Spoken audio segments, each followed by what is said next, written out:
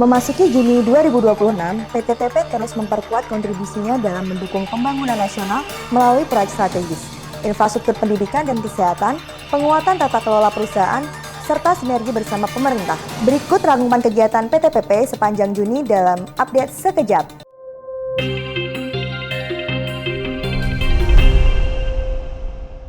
Mengawali rangkaian kabar bulan ini, PT PP terus memperkuat pembangunan infrastruktur sumber daya air sebagai bagian dari upaya mendukung ketahanan pangan nasional. Pada tanggal 3 Juni 2026, Wakil Menteri Pekerjaan Umum meninjau proyek jaringan irigasi PT PP di Papua Tengah yang telah rampung 100% guna memastikan optimalisasi sistem irigasi bagi sektor pertanian. Komitmen tersebut berlanjut pada 6 Juni 2026 saat Direktur Jenderal Sumber Daya Air Kementerian PU mengunjungi proyek Karian Serpong Conveyance System Paket 2 yang akan mendistribusikan air baku ke 6 wilayah di 3 provinsi. PT PP juga memperkuat kontribusinya dalam pembangunan infrastruktur pendidikan dan kesehatan nasional. Pada tanggal 1 Juni 2026, Direktur Operasi Bidang Gedung meninjau pembangunan Sekolah Unggul Garuda Konawe sebagai bagian dari upaya memastikan proyek berjalan sesuai target. Kunjungan tersebut dilanjutkan pada 5 Juni 2026 oleh Wakil Menteri Pendidikan Tinggi, Sains, dan Teknologi yang memastikan kesiapan pembangunan menjelang tahun ajaran baru.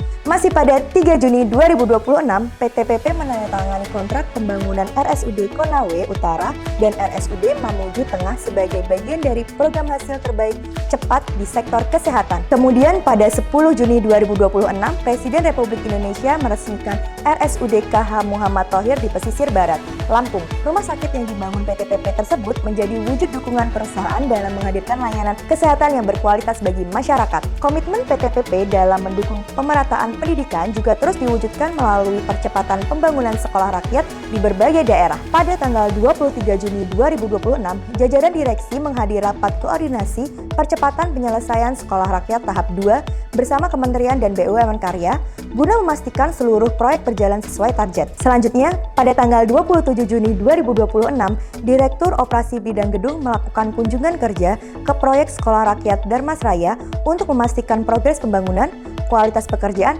serta kesiapan fasilitas menjelang operasional. Selain memastikan keberhasilan proyek di lapangan, PT PP juga terus memperkuat kepemimpinan dan transformasi perusahaan. Pada tanggal 9 Juni 2026, Komisaris dan Direksi PT PP melakukan kunjungan kerja ke proyek Wana Muting, Papua Selatan, sebagai bentuk pengawasan langsung terhadap progres pembangunan, kualitas pekerjaan, serta penerapan aspek keselamatan kerja di lapangan.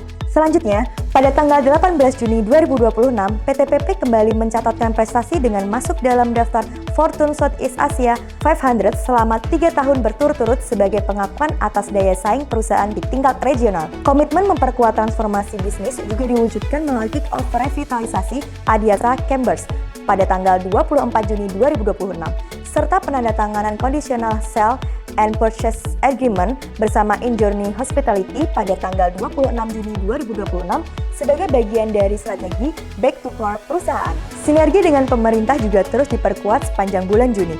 Pada tanggal 19 Juni 2026, Komisaris Utama dan Direktur Utama PT PP menghadiri peluncuran buku Menjawab Mandat Pembangunan Infrastruktur Kementerian PU sebagai bentuk dukungan terhadap pembangunan infrastruktur nasional yang berkualitas, berkelanjutan, dan berdampak bagi masyarakat. Sebagai bagian dari budaya perusahaan, PT PP juga terus menanamkan nilai-nilai kebangsaan kepada seluruh insan perusahaan. Pada tanggal 1 Juni 2026, seluruh insan PT PP mengikuti upacara peringatan Hari Lahir Pancasila sebagai momentum memperkuat semangat persatuan, integritas, dan gotong royong dalam membangun negeri. Itulah rangkuman kegiatan PT PP sepanjang Juni 2026. Terima kasih sudah mengikuti update sekejap. Sampai jumpa di edisi berikutnya, sahabat PP.